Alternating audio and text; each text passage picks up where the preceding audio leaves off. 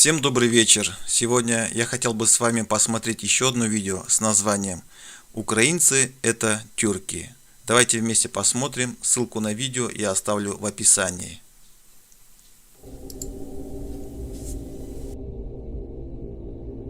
Большинство народов мира произошли в результате смешения различных племен и народностей, и украинцы в этом отношении не исключение. Факты свидетельствуют, что украинский народ имеет, помимо славянских, также глубокие евразийские, тюркские корни. И если на западных украинцев тюрки не оказали существенного влияния, то на культуре и антропологическом составе населения Восточной Украины, особенно Приднепровья и южных областей, отразилось длительное проживание в соседстве с печенегами, торками, половцами, татарами, другими тюркскими народами, включая и межэтническое смешение с ними. В большинстве случаев народы мира состоят из разных антропологических типов. Исследования 1956 года, наиболее полные и обширные, которые когда-либо проводились на территории Украины, констатировали, что здесь существует 5 антропологических областей сельского населения: Центральноукраинская, Валдайская или Деснянская, Ильменско-Днепровская, Нижнеднепровско-Рудская, Карпатская. Валдайский и Ильменско-Днепровские типы отличаются высокой долей светловолосых, светлоглазых и светлокожих представителей.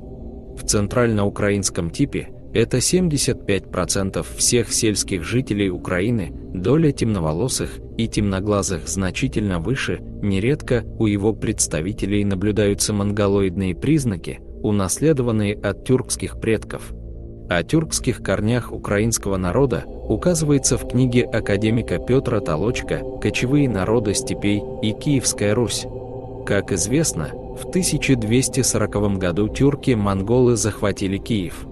В течение 120 лет Киевская Русь находилась под тюрко-монгольским игом, пока его не заменили литовцы, включившие южно-русские земли в состав Литвы.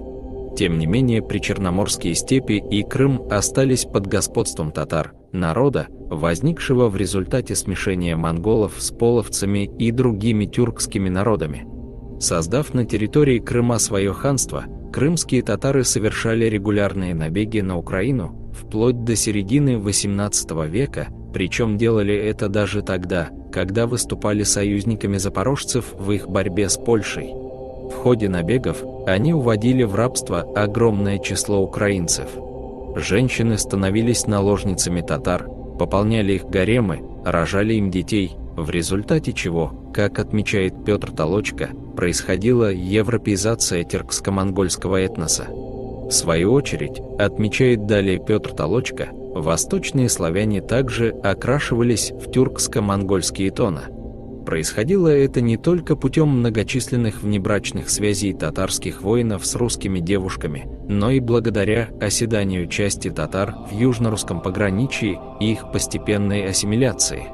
Из лаврентьевской летописи узнаем про слободы татарского баскака Ахмата в Посейме. В них, кроме татар, проживали, по-видимому, и русичи. В реальной жизни таких татаро-славянских слобод на южно-русских землях было много.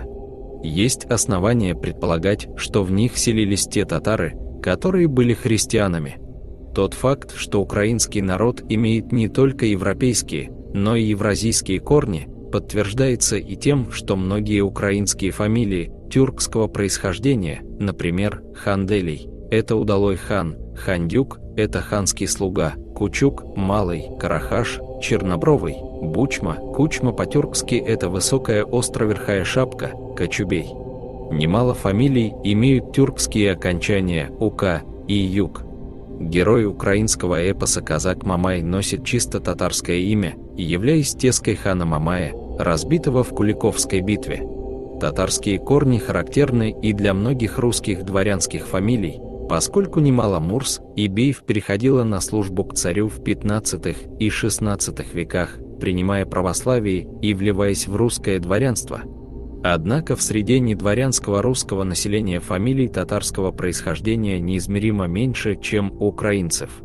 Сугубо тюркское происхождение имеет слово «казак», значение которого различные авторы объясняют по-разному. Так, согласно толковому словарю русского языка под редакцией Ушакова, оно означает «бобыль». В соответствии с другими трактовками оно означает «свободный человек», «человек, который отделился от своего народа», «изгнанник» или даже «разбойник». Как бы то ни было, думается, слово это имеет родственную связь со словом «казах». В самом деле, казахский язык относится к кипчакской подгруппе тюркских языков, самоназвание половцев, кипчаки, то есть их язык был родственным казахскому, и половцы и казахи – родственные народы.